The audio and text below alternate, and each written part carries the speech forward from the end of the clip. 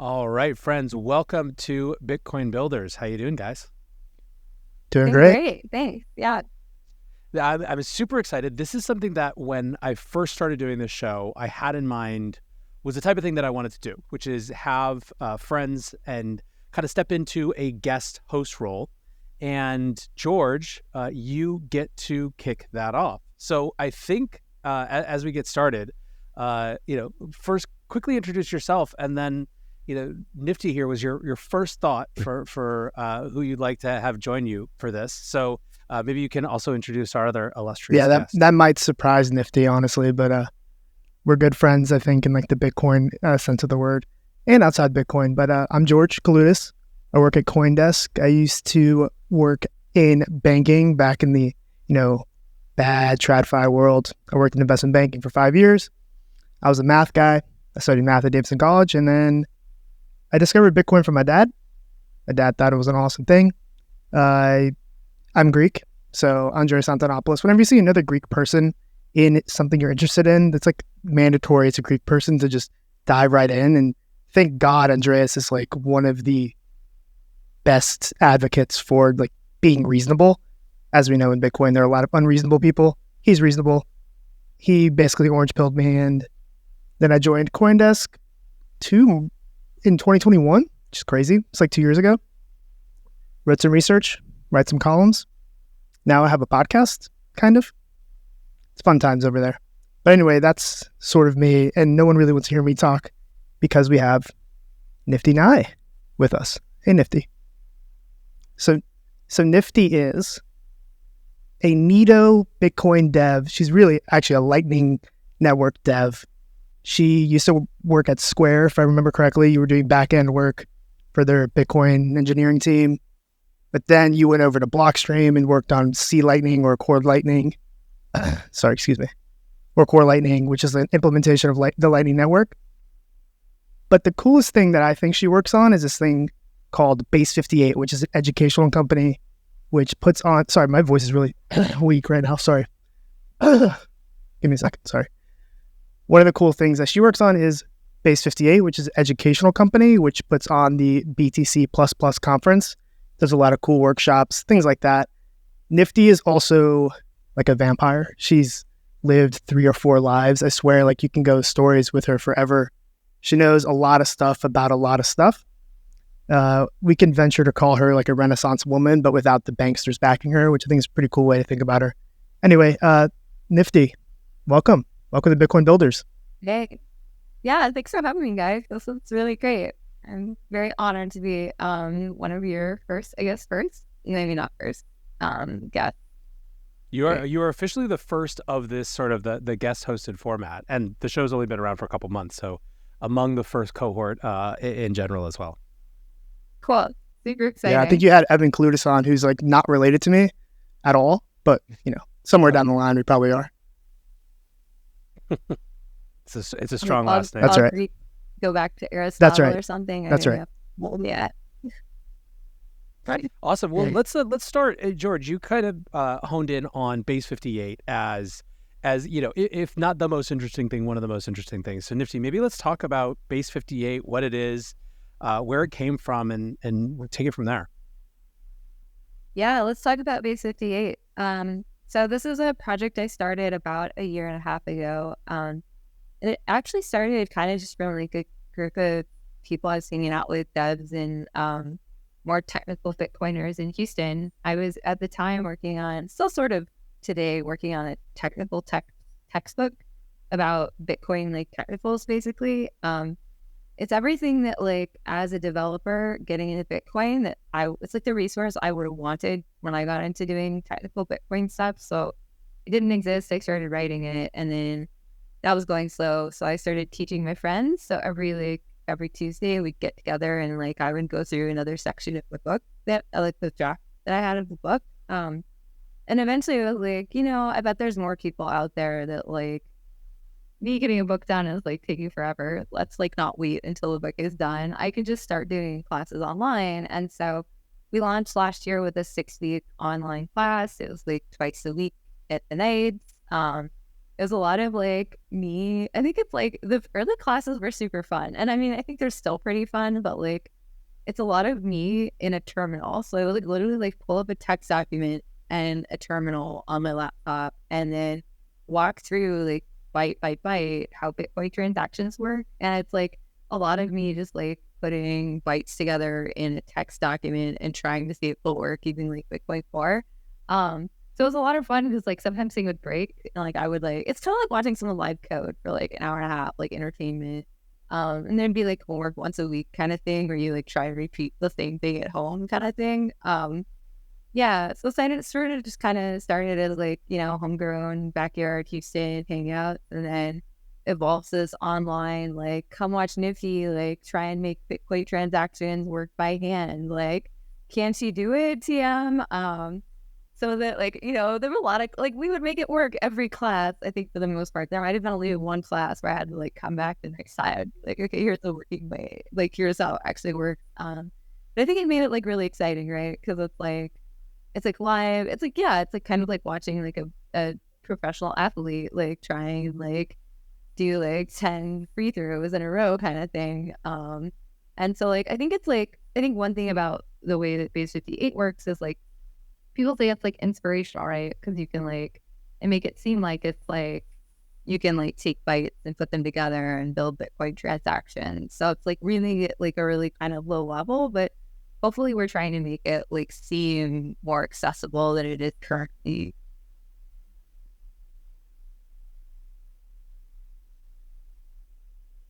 Amazing. So I guess like when it comes to the motivation, it sounds like a piece of it was just this is something you enjoyed doing.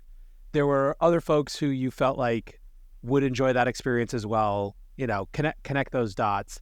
But as you've dug into it, I mean, how much do you have a sense of there being like a gap in or a barrier to entry for Bitcoin development that you're trying to fill there as well?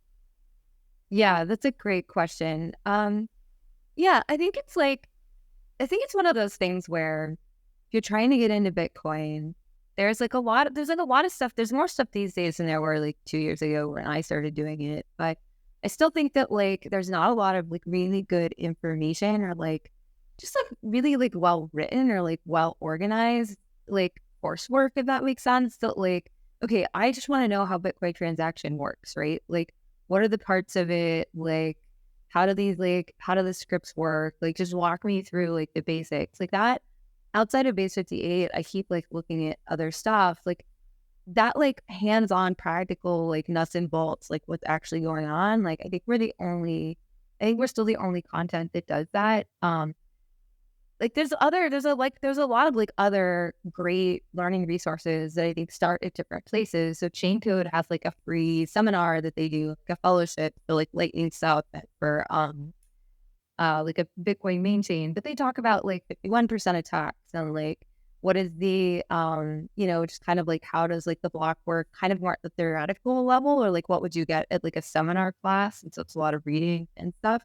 The S58 aims to be kind of like the like, I just want to know how it works, right? Like, what are these pieces? Like, you know, like what's in the toolbox of like a Bitcoin transaction? So yeah, I think we are kind of like, I don't feel like maybe I'm not like totally answering your question here, but I do feel like, you know, we're like definitely like filling, I think, what is a pretty big gap and like sort of the existing resources out there, I think seem too technical and too difficult. Like if you could go read the bits or you could go read the Bitcoin core source code and figure out what's going on. But that takes like, you know, it takes, I think, like a very experienced developer. And the goal of base 58 stuff is to take maybe like an intermediate level that, or someone who's been working as a dev for a few years, or even like I met someone a few weeks ago at the Lightning Summit actually he was in my Lightning class. We did our first ever Lightning class like 3 weeks ago now in Nashville. It was great. And it just so happened that one of the guys in there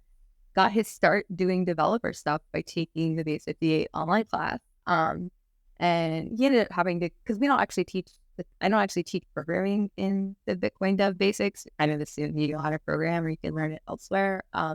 He didn't know how to program. He took the class. He got through it. He had to like show up to TA hours and get some help, but like he made it through it. Later, he went and took like a like one of those like boot camps that like they teach you how to do like web dev stuff. So now he does like web dev things for Mutiny Wallet, I think is my understanding. But like it basically got him to the point where he was like able to start contributing to like the Mutiny Wallet stuff. And he's probably the biggest contributor to this like I forget the name. There's like this game that's like Satoshi's Adventures or something like that. He gave a presentation on it at the Lightning Summit. That was like he was like invited as a speaker to the Lightning Summit because he had been contributing to this like game to teach people how Bitcoin works. Anyways, I don't know where I'm going with this, but like yeah, I think it's like yeah, I think we're like sincerely filling a niche in the market that I'm really excited to tell people about. Yeah, Nifty. It sounds like this is something that needs to exist and something that people in the industry at least recognize as something that needs to exist. So this is probably like, I don't know, way too tactical, but why are you guys the only ones who exist who are doing like this hands-on, like LARP, like doing the Bitcoin transactions, like how to actually code versus, you know, the big theoretical sort of comp sci classes you would take in college versus the boot camp you would take after college? I don't know. Yeah. I mean, part of me, like, I think it's actually just like, this might be a little, I think the people that understand it well enough to write the curriculum to do it are really busy. They're all working.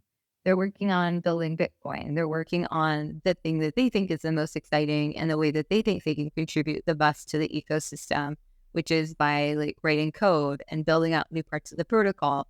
Like, I think the cohort of Bitcoiners that are technical, that really actually like one, understand this stuff well enough, period, is pretty small. So that's a small group. And then when you look in that group, you're like, okay, out of these people, who's the best at actually like creating curriculum around it, like explaining it, right? Like I think one thing that I've been able to contribute, like my like maybe unique twist on it, is like the order that I present information to you is very unique. Like there's no one else has figured out how to break it up into the parts that we do and do it in the order. Like when you go through the class, the idea is that it's like you're gonna climb a really steep mountain, but I've made like the on-ramp as what do you call it, like as least inclined as possible, if that makes sense. And I think that takes like a certain there's like you know, it's like the overlap of like 3 different skill sets, right? Like who knows the Bitcoin technicals, who's good at actually like explaining information, and then who's got like the time and like energy to actually like put that into an organization and like do that instead of contributing to the protocols, etc. I don't think you end up with a very big group. Yeah, I mean, I can't really think of many people that would be fit to be able to do that. I do have a question about the types of people you are targeting. It sounds like you target people who already understand Bitcoin, who are pretty technical. Yeah, I would say like we'd have like, so people coming to Sure. the class. I've had people that don't know how to code yet. We've had like a couple VCs kind of sit through class. One of the like non-technical founder of AcreWatch, Becca, came through one of the classes. I don't think she did any of the homework, but she said that like, you know, just sitting in the classes, it's enough to see like what's happening. Now when she's working on like basically a mini script, like a more technical Bitcoin technical project, she knows what people are talking about. Like she like has that like understanding of like where the stuff is and like what people, so it makes it like, I think that the people like, what am I trying to say? I like to think that like anyone can come through the class. It's just how hard is it? How much are you going to get out of it? And how much time are you going to have to spend on material? If you already know a lot about programming, or like, it's not even programming that we do. It's like a lot of like hashes and byte manipulation and like, how is data stored and transmitted on computers? Like if you already have like that basics of understanding, you have less things that you have to learn. You only have to learn the new stuff, which is the Bitcoin stuff. Whereas if you're coming to it with like out any of that knowledge, like you've got just like a bigger workload, I think. Yeah, I wanted to ask that as sort of a leading question too. Do you have college juniors and college seniors who are studying computer science interested in doing Base 58 stuff? Because I feel like that would be really cool. That'd be awesome, because we have this sort of lack of talent, young talent coming up in Bitcoin development specifically. everyone who's young in Bitcoin seems to be like some sort of influencer. That's not really what we're talking about here, but are you finding interest from college juniors, college seniors, people who know like the computer science? Is that a thing? I haven't had, so I think like Basic D8, like there's like, I feel like in terms of like advertising funnel pipeline, I have like done zero work on that, hoping that like really kind of been focusing in the short term on trying to get a lot more of our content available as like online classes. So they're just like, you can just like go through it, self-paced study stuff. I think at some point, yeah, I would love to figure out how to get like way more like, young 20s or even just like, early career people coming through. But it's been, yeah, I think in terms of, people have to hear about you. People have to understand like the value proposition, right? Like there's a whole communication and like marketing growth aspect of like growing a business or like offering something for sale that I think as an organization we just like haven't quite figured out yet.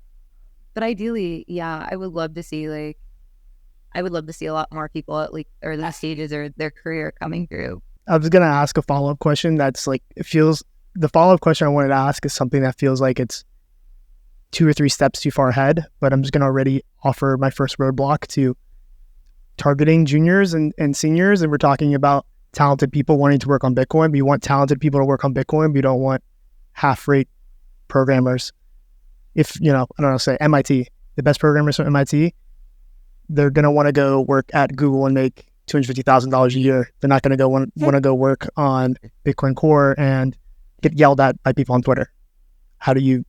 I think that's like, okay, but like, so there's 2 things I want to raise Sure. there. Like, 1, why are MIT engineers so good? And 2, so I think it's interesting. Like, it's an interesting question to ask. And then 2, like, I don't think everyone who goes to MIT is actually like that. I actually think there's like maybe, like, let's say like an 80-20 rule, like 80% of them maybe want to like, are doing it because it's like a good, secure career, maybe.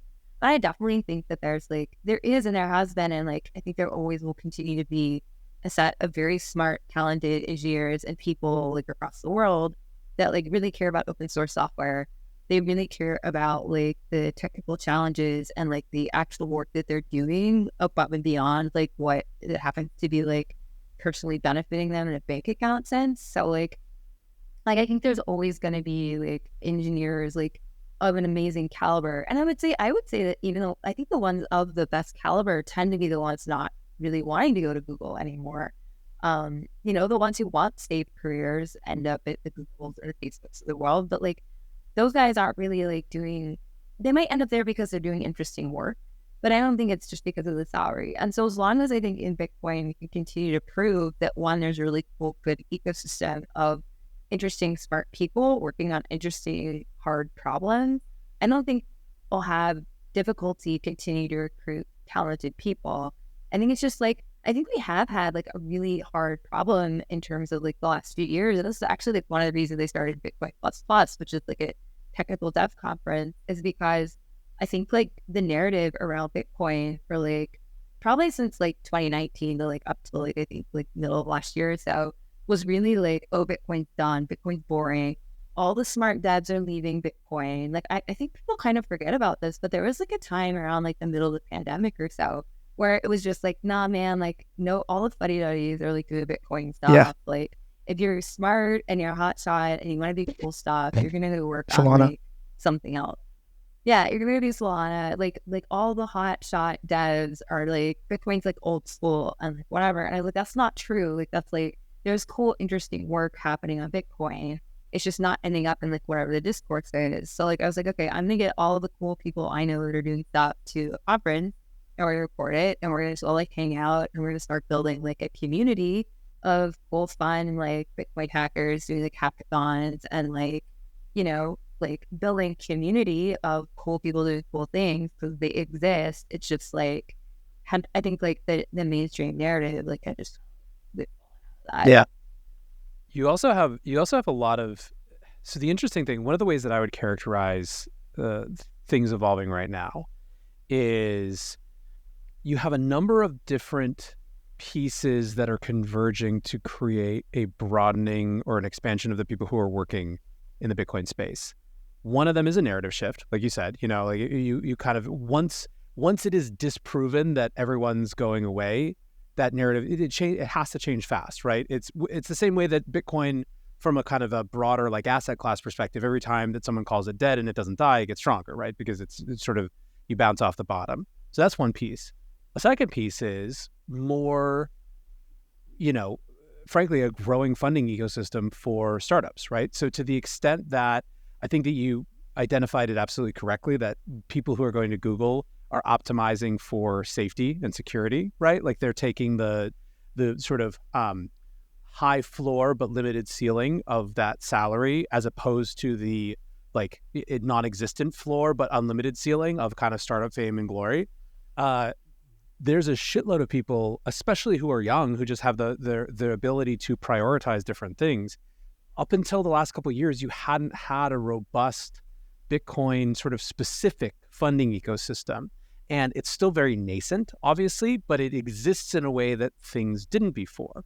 So you have on the one hand, just sort of the narrative divergence from what it might have seemed. Second, you have, more kind of funding opportunities for people, even if they're not looking to start a startup, it becomes a plausible thing to consider. And then it kind of feels like the type of thing that you're building with Base 58 and with this conference is the sort of essential middle piece of effectively like onboarding infrastructure. Even if that's not what it's pitched as, it becomes a door that people can walk through, based on their own interest, but just kind of pull them in. Where they end up going after that is going to be really kind of multivariant. But I think that's an interesting sort of piece of the broader community infrastructure that's developing right now. Definitely, yeah. And I want to give a shout out to the other organizations that I think are doing this. All Africa is really trying to do it with African devs. The Chain Code Lab's been around for like over half a decade at this point, running fellowships and doing open seminars. I think they're doing an incredible job of getting really new talent into the space at a high level. So I think there definitely are like there's a huge effort, but yeah, that was a huge like underlying motivation for me. I think is I'm a programmer, so I talk about like what's like the interface, and the interface getting into Bitcoin. Like I just felt like it wasn't like well defined. It wasn't like, okay, I want to learn XYZ about Bitcoin stuff. Where do I go? Who's doing that? Like, how do I get involved? Where do I go to meet people that are like working on cool projects? And it's like, okay, we're gonna start a conference series, and we're gonna start putting like what I think is like best in class, like practical, technical, nuts and bolts information about how these protocols work, right? So it's like defining the interface, like where is the starting point? So right now, like as an organization, I think we've started having like talks kind of more with like, okay, like how can we get more funding? Are we going to make this like a nonprofit? Like, is it like, how do we like take what we're doing at Base 58? How do we scale it? What direction do we go? And one of the things we start talking about, like bringing on like more capital or whatever, we start talking with capital holders or capital dispensers. Like one thing they want to know is like, okay, well, what's your market? Like, what does that market look like? Like, who are you like building? What are you building for? Like, what does that ecosystem look like? I feel like that's been like for me like a really challenging question to answer, because I feel like there's like sort of like we're still sort of defining exactly like what this interface, like who's coming to the interface. It's been a lot of Bitcoiners who want to know more about the technicals. It's been devs who want to like retool and rescale, or like a lot of it like I think literally it's just people who are curious about how it works, right? And they just like want to understand better, and this was like the easiest, fastest way for them to do that, so they're like on board. I don't know, the number of people I've met that have like taken the class, and it's just been like a life-changing experience, because it's like like new knowledge that you really understand is like a step change function in your ability to like interact in the ecosystem. So like kind of off topic now, but like another goal of like Base 58, like the education stuff, is like I want every Bitcoiner to be at like a certain base level of understanding of what's happening, right? And the reason that I want that is because I think we just have better conversations. Like Bitcoin is a protocol, it's like open source, right? It's like there's this like concept of like how do we change Bitcoin, like how does soft forks happen? Again, this was another big conversation. It was happening a year and a half, 2 years ago, around the time I was starting like both of these projects. It was like, and it's like, look, like so many of these conversations on Twitter is just like the blind leading the blind. It's like whoever heard what from whoever, like the amount of like the people's ability to like make their own opinions about like their own informed opinions about what is being proposed is like continually getting degraded because the protocol is just like, one, the protocol gets complicated.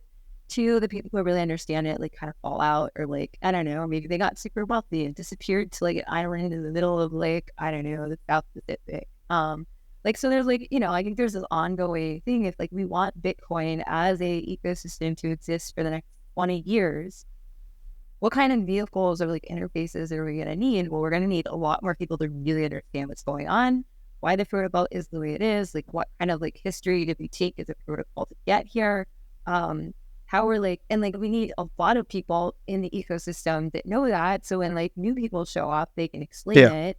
And then when we have like these consensus level like ecosystem user discussions around like technical proposals, like you want the people that are like helping make those decisions, like the, I'm gonna call it hoi polloi of Bitcoin, to like know enough that like everyone can have like meaningful conversations and not just like, well, my favorite Bitcoin technical influencer said that like XYZ is like technically superior to like your like thing. Yeah. And I don't know if you've had a lot of time to talk about base 58, so you got your shill in, but I don't know if NLW wants to ask any more questions, but I would love to start diving in a little bit to that exact thing. Talk a little bit about Bitcoin and talk about that. Expand it out. Yeah. I want to talk about that exact thing. And I don't know if I introduced you as Lisa at the beginning, but I might call Nifty Lisa interchangeably. So sorry, team. But that broader question about the public discourse and culture around Bitcoin development specifically, you think there's a problem. I think there's a problem. This Bitcoin Twitter influencer class has a hive mind. Like we know that, like the whole culture side of things, reject modernity, embrace tradition, block George on Twitter. But when it comes to the tech side of things, it gets like pretty dicey. And the thing I want to point out is that the hive mind was yes to Taproot. No one actually knew what Taproot did. They were yes to Taproot. Taproot happened. The hive mind berated Jeremy Rubin for BIP 119 CTV to the point where, that might not be why he quit, but he's taken a sabbatical from Bitcoin Core. But Taproot then enabled Taproot wizards, ordinals, which the hive mind hates. And they just can't even look at themselves and say, oh man, maybe we should take a step back. So like base 58 sounds great. You want to educate people so they can have honest conversations on Twitter. How do you crack this hive mind nut, if that's even possible? Great question. Look, man, it goes back into like how do you develop independent thinkers, right? Like, I feel like it's like, okay, if people have a better understanding about what they're like voting for, maybe we'll get better discourse, and like it won't just be like XYZ said yes, or like I'm afraid of why. Like I feel like politics is just like that. Like one thing I think about a lot as an educator or just like a communicator, period, is like what's the bandwidth? Like how much information do I need to tell this other person? And how much like time and bandwidth, like how many words can I say before they stop listening or they stop like paying attention, right? I feel like on Twitter, like, okay, so like Bitcoin technical stuff tends to be like, okay, you need to take 24 hours of classes at base 58 and we condense it down and go through it like at a faster pace than anywhere else, but that's still like 30 to 40 hours of work, right? How do you turn that into like tweet level discourse? Bro, I don't know. Like, I feel like this is like, okay, it's like, okay, I'm doing base 58 stuff. I'm going to get as many people as I can that like, are like a good fit for that through the class. And maybe one of them will figure out how to communicate in such a way that like the rest of the hive mind, like gets educated, So like one thing in base 58, I definitely like kind of prioritize is like, I have kind of a good example of this is like, if you are like an educator or doing educated like things, I am like way more willing to work with you. And like, how do I get you in class? Like, if you are like, maybe I should just like send out like a free base 58 something to like certain, like all the tech and like all the Bitcoin influencers. Like if you are like a Bitcoin, whatever, just do like this challenge, like base 58, take the technicals challenge or something. want to make sure I'm pointing them to the class that I think is going to be like the best return on investment for their time if they actually do take me up on that. But yeah, like it's like, okay, I don't think I know how to I guess what I'm saying is I don't think I have like the skills or reach in terms of influencers to be able to like turn the conversation, but I'm like, okay, but maybe I'll get the right person through base 58 who will like go on to do that. Or maybe it'll be 10 people, so it's like, okay, I gotta like spread this knowledge out, and then they can go spread it out a little further. So it's like, yeah, it's like, it's kind of a trickle down is such a bad maybe like word, but it's like trickle out sort of. Yeah. I mean, Nifty's criminally underfollowed on Twitter, so you guys should go follow her. She only has 12,000 followers. She needs 120,000. I don't have anything to add there, but I kind of agree with you. I kind of want to talk about Bitcoin and Lightning. I don't know about you, MLW. I want to show the two plots. So if you're listening to this and it's not past beginning of September yet, we're doing our first ever Taproot class. Speaking of Taproot, so if you like have the thing about the Taproot is that you kind of need to understand the basics of the stuff that we do a basics class. So we've got a Taproot class. It's going to be 2 days in Austin. We're doing it at the Atlanta Bit Lab, which is going to be sick. Which the is Austin like Bit Lab for Atlanta co-working space for Bitcoiners. Nice. Yeah, so we're going to be there for 2 days, right ahead of the Atlanta Bitcoin conference, which is a great dev conf. So apply to be in the class, the Taproot class. If you're not ready for the Taproot class, you've got 4 weeks to go take the online base 58 Bitcoin developer basics on Udemy. I'm about to ship the cryptography and digital signatures one, maybe by end of next week. It's gonna be sick. Yeah, so go check out the Udemy stuff, and then come to the Taproot class on super sale. It's the first one I'm ever doing. So cool. So you're talking about Bitcoin and Lightning? Yeah. I mean, so here would be my my patented podcaster transition between those two topics. I'm interested in maybe as a way to frame rather than just sort of Bitcoin and Lightning in general. To the extent that part of the answer to the question that you posed, George, is giving people better tools, as Nifty put it, to just have a broader understanding.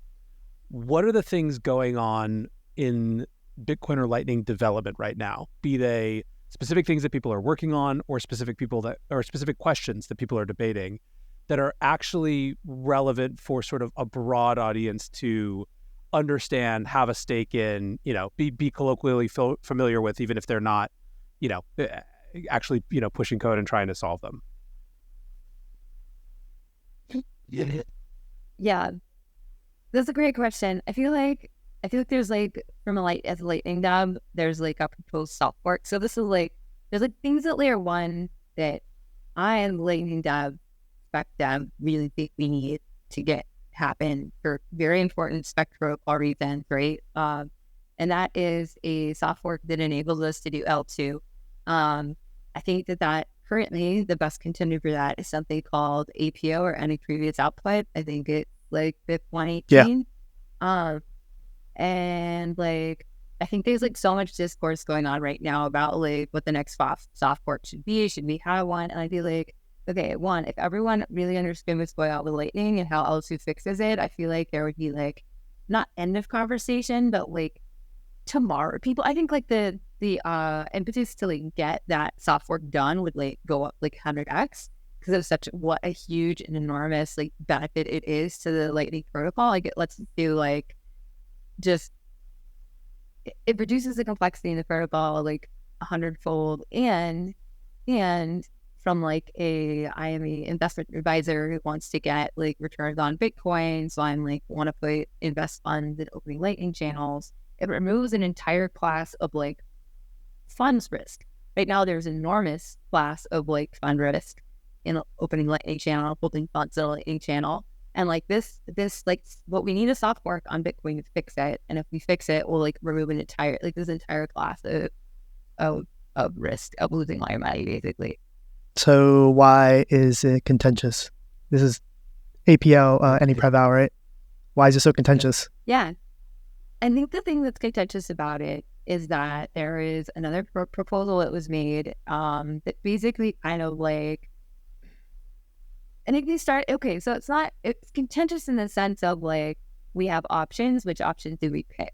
And why do we pick that option over the other Got one? it. So I feel like we ended up in like what we call like in Bitcoin or in like tech stuff, like almost bike shedding territory of like which bike, what like color shed do we want?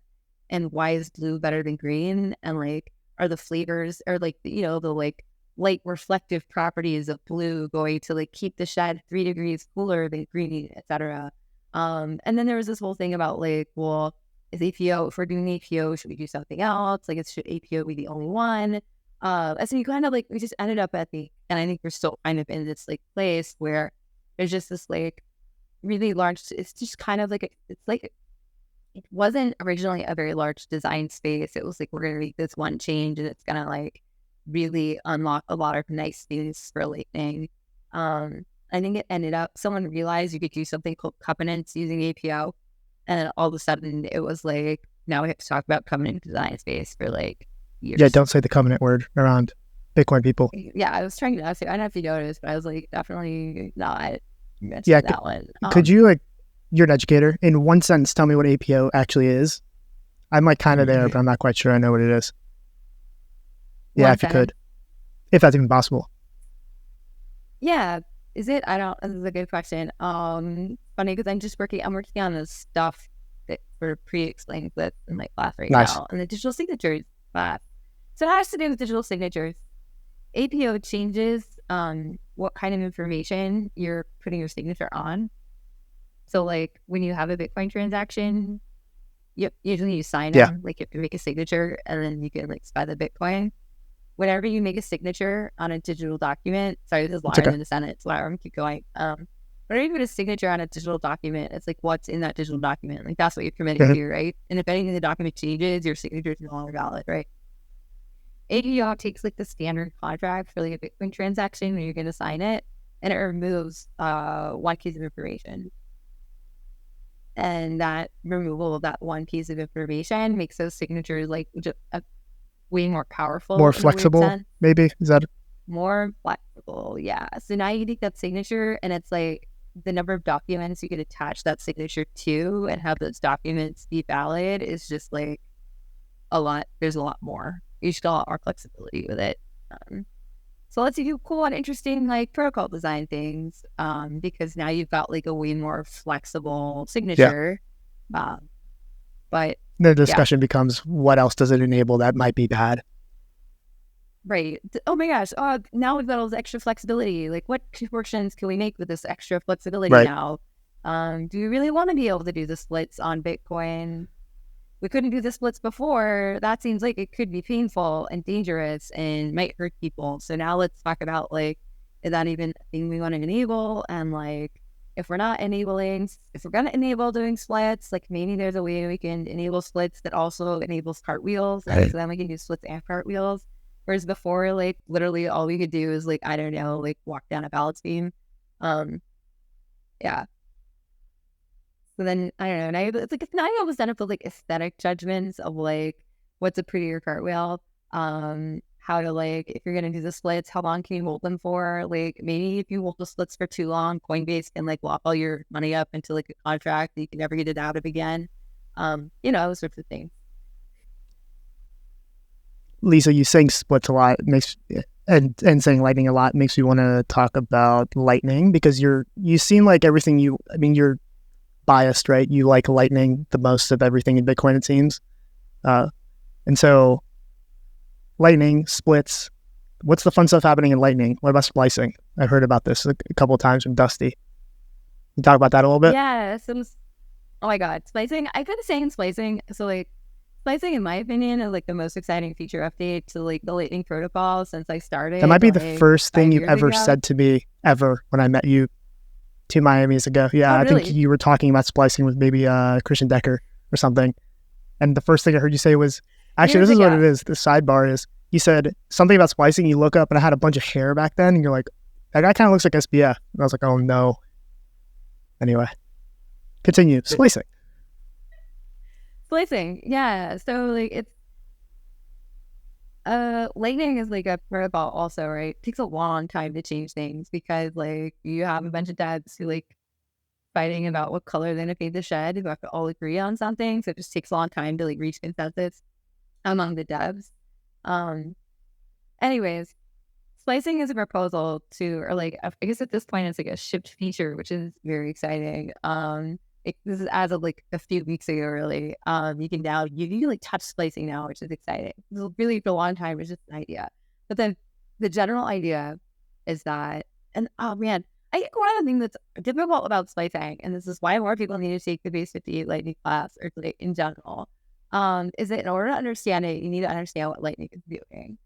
Like, this is why base 58 started. I just want more people I can talk to. You can like tell them what's going on in my life, and we'll be like, oh, Lisa, that makes sense. Because like splicing requires you to kind of understand one of the limitations right now with Lightning channels. What is that limitation, Lisa? Well, it's that when you open a channel, you decide how much Bitcoin you want to put into the channel. Let's say, I don't know, half a Bitcoin, 550,000, 50 million sats. All right, so George and I open a channel, and I put 50 million sats into the channel. And then George and I like send some money back and forth. And then all of a sudden, like, George and I have been doing, I don't know, we've been like trading baseball cards or something. We keep sending each other a lot of sats back and forth. And we like, at some point decide that like the size of that channel, just like, is it like 50 million sats just isn't enough. We have like so much like baseball card trading going between us that like we really need like a whole Bitcoin in this channel, right? So how do you add capacity to a Lightning channel? Well, right now, new channel, current protocol, you either open a new channel, so now you have 2 channels, which then has like a lot of like more complicated overhead kind of, and it's more expensive on chain because now you have 2 transactions you're gonna have to do eventually to close those channels, right? Yep. You had to make 2 transactions to open them. Now you're definitely gonna have to close them at some point. And then if I need more money later, I have to open a 3rd channel, which like, so you kind of like stack up this like debt of like having like to close channels eventually, like on-chain debt. Anyway, that's like future debt. Like you're gonna have to pay that at some point. Anyways, or you could like close the existing channel that you have, which takes a transaction, and then reopen a new channel with the bigger size, right? That takes another 2 transactions. And you can't send any payments. So George and I can't trade any baseball cards while we're doing this, right? While we're like closing the channel, reopening it, like no trade can happen, no exchange, nothing. We can't do any payments through it. So splicing is just like, okay, like that's just a technical limitation of the spec. You change the spec so that like you and your channel partner can renegotiate how much Bitcoin is in that channel. And the cool thing is like, okay, so like George and I have a half a Bitcoin channel. I have a quarter of Bitcoin in the channel. George has a quarter of a Bitcoin in the channel. I want to add more funds into it. George needs to pay the guy who's been buying the baseball cards from. So like in one splice, I can add more funds into this channel so I can pay George more sats for these amazing NFT baseball cards. I mean, just baseball cards. Yeah. And then George in the same transaction could pay out his baseball card supplier. And we're able to like do kind of this interactive coin join, P join, I guess is like the hot term right now for like 2 people doing a thing in one. You do that all in one transaction. So like it makes the on-chain footprint a lot smaller. It makes the money that you have in a Lightning channel like 1,000 times easier to like use for on-chain payments if you need to. So like I think the best example of who's like rolling this out and why it's so huge is so Phoenix Wallet is spelled by a song. I think they're a French company, so I used to get their name slightly wrong. But Async? like that's what I say. Yeah, ASIQ, yeah, a song. I think is like if you're French, you can say it. How does Bastian say it? That's all that matters. Yeah, but they have Phoenix Wallet, which I think is legitimately one of the best self-custodial Lightning wallets. They were the first people to roll out splicing in production capacity because when you have a mobile wallet, you really want your Bitcoin balance in that wallet to be like available for both on and off chain spending. And you want to make it like as cheap as possible for people to be having their money in Lightning, right? And splicing like lets you do this so quickly. Like it just like it changes the game. All of a sudden you can legitimately have what they call like a single balance real Bitcoin wallet that can pay on chain or in Lightning. And the like fees to do that are like the cost to do that goes like way, way, way, way down. And splicing is like the thing that lets you do that because you can renegotiate what's in the channel, like a stable transaction. So basically, like I could like get George to pay me to my Lightning wallet on chain, and then that would just like seamlessly splice into my channel that I already have. And then as soon as George just sent me that money, then I can use that to either pay out on chain again using a splice out, or I immediately have it available to pay out over Lightning. Yeah. It's just sick. Like the user experience, I think, is just like a 10x. Like it goes from being like, wait, where is my Bitcoin? Is it on chain? Is it in a Lightning channel? I don't know. How come I can't pay this Lightning invoice? Like, what does it mean? I have like this much Bitcoin to like, this is your Bitcoin balance. You can use Lightning or you can use like on-chain Bitcoin.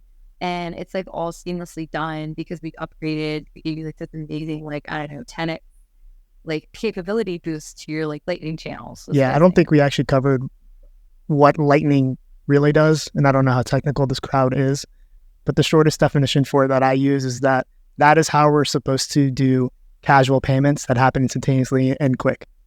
Everything else you're going to use on-chain, regular Bitcoin transactions. They take longer. Lightning's supposed to be instantaneous and fast. So hopefully that all made sense what Lisa was saying. But I want to ask something specifically about Lightning. If it's supposed to be used for casual commerce, me going to the coffee shop and buying coffee, Square is a company that loves Bitcoin. You see Square terminals at every coffee shop, not every coffee shop, but a lot of them. Why can't I use Lightning on a Square terminal? Why is it not just built in right there, nice and easy for me to use? It feels like the most natural place to put it. Are there technical limitations? Is there not a desire for that? Is there just, I don't know, is there something else behind the scenes? So I worked at Cash App in 2018. Okay. My like understanding of the situation is like it's like half a decade old now, I think. But I think I do have a little bit of insight of what's going on there, and I think a little bit based on conversations I've had, and maybe other people would like maybe people with more information would like have a different answer. But my basic understanding of it, because like the parent company of Square is now Block, and Block arguably employs some of the most talented Bitcoin engineers in the entire ecosystem. They're employing like this like guy who used to work on Core Lightning named Zeman, who's an Anon, who's like brilliant. I think they've got the guy who's implementing Frost, Jeffrey Posner, is in a Block company. Like the technical talent at that company around Bitcoin is kind of unmatched. They also have the entire like Spiral stack is under the parent company. Like it's just insane the number of really talented engineers that they have there. My general understanding though, talking to people kind of at other companies, like I haven't talked to anyone at Square in years about it, but just like the general vibe is that there's a cultural resistance to Bitcoin in Square as an organization. So like it's kind of funny because like to me that kind of explains why Block exists. Like Block exists to like sort of route around the cultural resistance at Square. So like all these other companies, I think every other like organization under the Block umbrella is doing Bitcoin related stuff. And maybe there's some people inside of Square that are working on it. Maybe it's a project that they're hoping to get out after they've finished up building out their LSP at C equals. Like maybe they're just building all this infrastructure because at some point in the future TM they'll like magically unveil it. And so maybe they're like working on it. Maybe it's a thing in progress. But like as of a few years ago when I was having conversations with people that were at and in like the Block ecosystem, it seemed like there was a lot of cultural resistance to Bitcoin inside the engineering culture at Square itself, which is interesting. I'd agree with that. I would not have guessed that. I have a alternative conspiratorial view on that, on why it's not implemented, is that Lightning just sometimes does not work. And I mean, like Lightning, I've only heard devs say this. I've heard the influencer class call Lightning like the best thing ever. And I've only heard Lightning devs say that it's terrible. So like there's obviously somewhere in between. Like how can we possibly put Lightning into terminals when the only thing the consumer cares about is that I can tap and go? I don't care what happens on the back. I don't really care about using Bitcoin. Is there is there a world where Lightning works more better? And that happens because like Lightning sometimes fails, right? Like transactions sometimes fail. Fails. And I think, so I think that the real problem with Lightning failing is sometimes it takes a long time to fail. Like it's like, oh, is it gonna work? Is it gonna fail? We can wait. So like sometimes you do end up with delays. Like at least with like, so at least with on-chain payment. On-chain, it's like best case Lightning happens instantly, you're done, which is always better than the Bitcoin on-chain payments, right? Worst case on Lightning is it gets like stuck and it's pending and you don't know how long it's going to take until it unstuck or fails or succeeds, right? So you're like in this like Schrodinger's like box or whatever where you're like, I don't know what's going to happen. The other bad thing about that, Lightning compared to on-chain, Lightning I think loses in this sense because with Lightning, you have no way of knowing how long it's going to be until you get some resolution to that question, right? Like you like, how long until it's going to fail or succeed? Like, how long do I have until it resolves itself? Whereas on chain, we've got all these like pretty great tools with like mempool.space that lets you like kind of just go figure out where you are in the mempool, how much more do you have to pay? Like you could speed up a transaction, you can like cancel payments. Like I think on like the on chain, I think that like unfortunately, or maybe like this is something Lightning can build into, is like you have like much better tools for like figuring out when your transaction is going to happen or if it's going to fail or like how to like retry. Whereas on Lightning, it's like, so I think we could improve that. I think there's definitely ways to make that happen and get better. I think a little bit of it is like education in terms of like even the devs that are building wallets, like having someone like helping devs who are building wallets figure out how long a payment has until it has to be canceled, and then letting them like so that they know how to build that into like the UI, right? Because like every payment that gets made on Lightning has a timeout on it. That's just not something that we expose. It's not something that we make. I really don't even think that many devs who build Lightning enabled wallets really know that. Anyways, so I definitely think there's things we can do with better education, solve all the problems. No, I don't know. But yeah. Anyway, Sounds good. How much do you think these sort of questions of adoption, right, are based on us actually being behind where the Lightning adoption curve should be versus feeling like we're behind because we're in it and we're used to things that are, like our experience with technology adoption is psychologically, even if we mentally understand that it's different, it's TikTok, which took 9 months to get to 100 million users, followed by, ChatGPT, which took 5 weeks to get to 100 million users, followed by Threads, which took 5 days to get to 100 million users. Like these things are totally different types of technology, but like that's sort of our perception of adoption. And, we had Binance sort of, in fits and starts, start to kind of wander down the path lumberingly towards Lightning. You now have someone at Coinbase who is publicly available on Twitter to take flack for however they might explore Lightning, which is a huge development. But like if we zoomed out 5 or 10 years, do you guys think, and this is maybe a question for both of you, it will feel like we were fundamentally behind versus maybe not being so behind based on sort of the inherent conservatism of, Coinbase and Bitcoin and what it prioritizes, and just, the time to actually get Lightning right. And I'm not saying that in a leading way to make sure it is. It could be totally possible that we actually are screwing things up and we are a little behind. But I'm always interested, to kind of try to zoom out from things that feel too slow in the moment. So I think I have like an anecdote that I think is like a really good one for this. I started my technical career at Etsy back in like 2012, and the CEO of Etsy at the time is named by Chad Dickerson. I think that was his name. Hopefully I don't get that wrong. Chad Dickerson was the CEO of Etsy, and he had this really amazing, I think, story about feeling behind. Especially, so his story was around like internet adoption, like getting on the internet. So in 1996, he was working at the New York Times, and he was one of the devs or like product managers that was on the team that was getting the New York Times onto the internet, like launching digital version of the New York Times. And in 1996, they felt like they were extremely behind. They were extremely behind the times. Like they were like the last ones rolling out a thing. And it felt like they were just like, like they should have been there like 10 years ago or whatever. Maybe not that long, but like, it was like, and it's been around the internet had been around since like, I'm going to say 1991. That's not true. It's been around for a lot longer than that. But like, like he was like, we were like 5 years behind when like the network started. Like, what were we doing? And he said, and he was telling the story in 2012. And he's like, looking back, we were so early.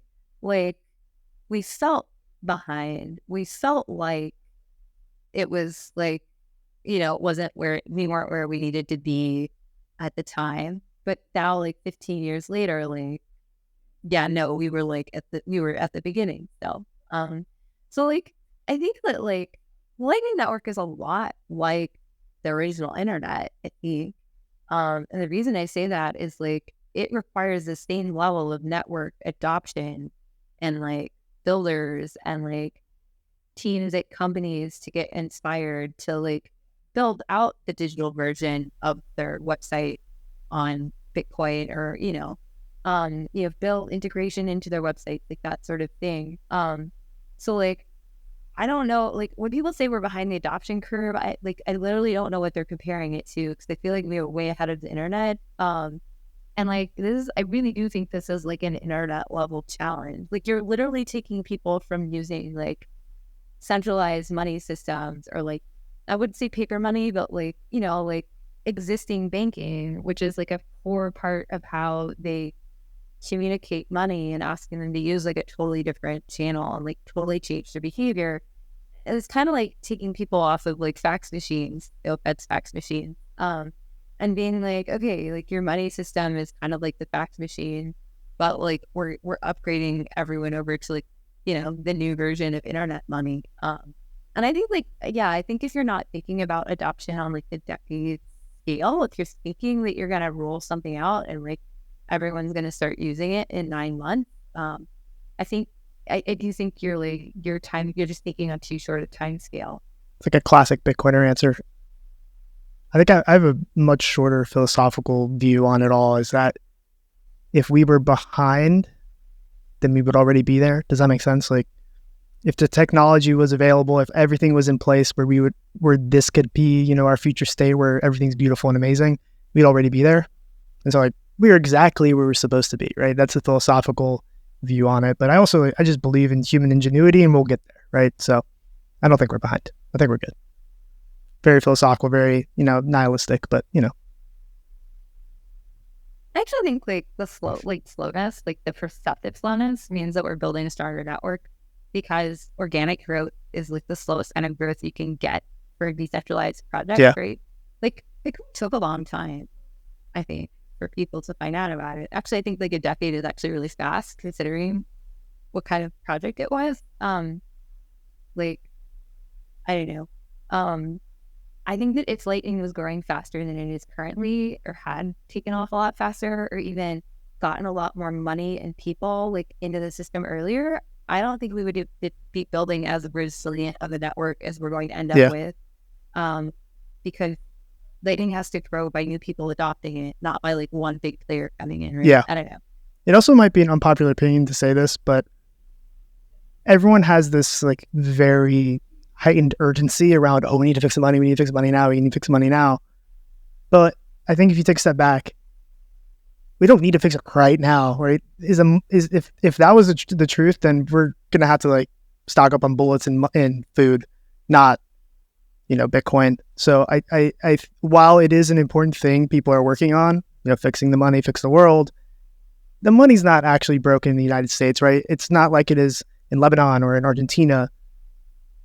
It's just not that dire right now. And I know that sounds like, I'm not really a true Bitcoiner, but it's not that serious right now. And I know it sounds bad, but it's really not. Like, it's not going to die tomorrow. So we should take our time and do this right. Yeah, I mean, Bitcoin is certainly the most... There are so many dimensions of it that make it completely and fundamentally out of sync and counterfactual to effectively every other technology, starting right from the fact that it's the only big significant technology project that doesn't have a founder that got rich off it that we know about. Right from the very beginning, it's just weird. And so it's kind of hard inherently you run up against the limits of your ability to analogize it to other things, I think. Okay, so for people who are paying attention though, and who are excited about developments happening and who want it to go, if not faster, at least proceed on the course that it should, what are things that people should be paying attention to over, call it the rest of 2023? What should people who say, yes, I want to get educated, who want to go learn stuff, what should they be watching? What should they be paying attention to? It's a great question. I don't know. Do I show base 58 right now? No, we already finished showing base 58. Go for it, because I think it's a perfect time to kind of start wrapping up. So bring it back to the base 58 is perfect. Yeah, I mean, I think like base 58 just launched our first in-person lightning class. I'm hoping to get that to like an online version at some point in the next 8 months. So like, I don't know. Okay, so like if we want lightning to be everywhere, like what does that mean? It means that we like get the distribution and like the availability built into existing tools where the people already are, right? So I think that is like figuring out how to convince Square to add it. I think it's also like, you go back to education, like, and it's not just like technical education. It's like education at like the consumer level, right? Like people like need to want Bitcoin. They need to like prefer it as their way to pay. They need to like, and I think to get there, like people need to experience Bitcoin. They need to like, it's like a weird chicken and egg problem, right? Like I think in order for people to understand what Bitcoin offers them, they need to experience it and practice holding it and making it not something outside of their like experience. And that takes just like a huge amount of like personal education and interest and like tons of Bitcoiners that I think are already out in the world doing an amazing amount of like basically missionary work, right?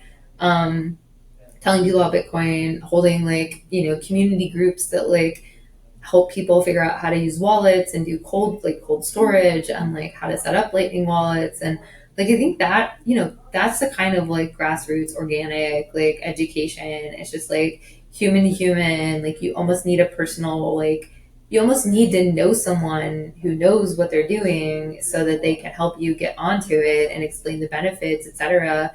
And that just takes so much time, right? Which is why like getting more people out there, like educating people so they can educate others is just like so important. And like if we don't, it's like you gotta start today, because like the benefits of that are going to pay off for like another like years, right? It's like the sort of thing like you plant seeds and you tell people about it and you help show people, and then eventually people start having experience, and then like I don't know, maybe they start understanding like the benefits of using it versus other systems, etc. It's a pretty perfect way to wrap up. I guess Nifty/Lisa, for we've talked a lot about the programs, but in terms of where to actually find them, URLs, Twitter handles, things like that, where should people go if they're on board with this mission?